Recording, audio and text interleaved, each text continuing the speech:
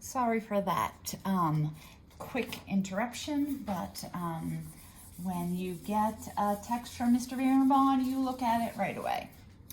All right, so now we need to just practice finding common denominators with, or least common multiples with polynomials.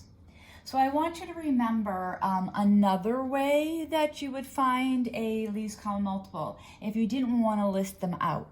So say, for example, I had 60 and 24. I might not want to multiply out all the multiples of 60 and 24. So another way we did it was to write these as their prime factorization. So this is 6 times 10, this is 2 times 3, this is 2 times 5. So the prime factorization of 60 is 2 squared times 3 plus 5. 24 is 2 times 12. 12 is 2 times 6.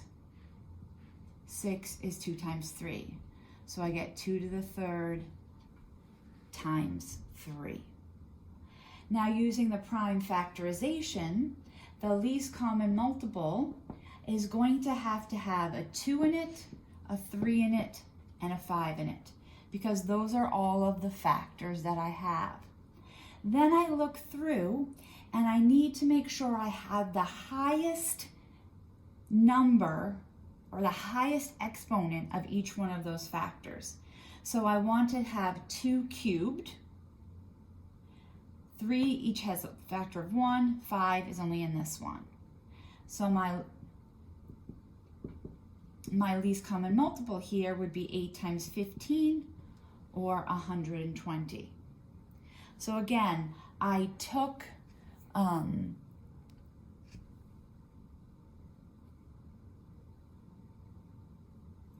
each factor, whether it was in both, any factor I saw, the 2, the 3, and the 5, then I went through and took the highest power. That's the method we're going to use when we are using polynomials. So let's look at the least common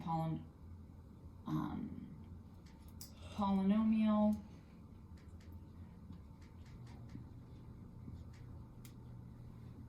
Okay. If we think about 3 and 9, that's one I can do in my head. The least common multiple of 3 and 9 is 9. Now, what are the other factors that I have? I have x's and I have y's. So I need to make sure I have all of those here. Now, what's the smallest power of x's that you have? And that is to the third power. Smallest power of y's that I have, fourth power. So this would be my least common multiple. Notice that I can cancel out a 9 here.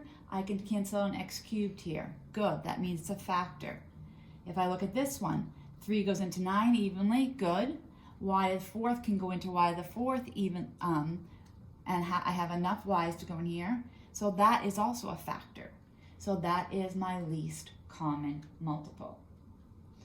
Another example.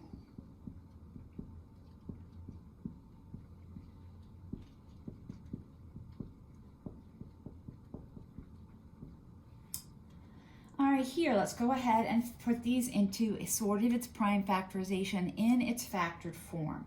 So here I'm going to take out a factor of 6. If I do that, I get x squared minus 9. So I have to factor this. Actually, I'm going to leave it like that for now.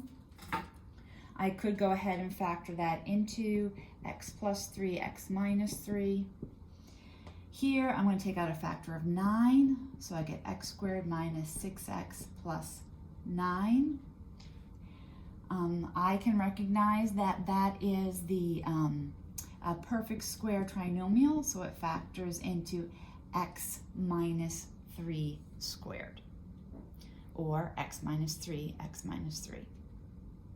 All right, so my least common multiple is going to have every factor that I see here. All right, the least common multiple between 6 and 9 is 18. I have a factor of an x plus 3. I have a factor of an x minus 3. I think I have everything here because 6 goes into 18, 9 goes into 18. I have an x plus 3, I have an x minus 3. Now, what is the highest power of x minus 3 I have? 2. So I need to have, in my least common multiple, x minus 3 squared. So there is what the answer would look like. 18 times x plus 3 times x minus 3 squared. All right, let me give you another example.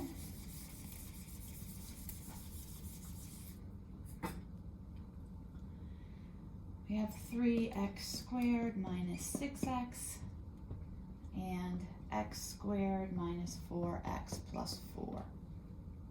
So here I can take out a common factor of 3x, and I get x minus 2. Here I can factor factors of 4 that add up to minus 4 are negative 2 and negative 2. So I get x minus 2 times x minus 2. But I want to write that as x minus 2 squared. So my least common multiple needs to have a 3, it needs to have an x, and it needs to have an x minus 2 as a factor. The highest power of x minus 2 is 2. So that would be my least common multiple. All right, we're going to stop there. We're not going to start putting these into your denominators yet. So today you're just going to practice of how to find least common multiples of polynomials, and then practicing adding when they already have a like common denominator.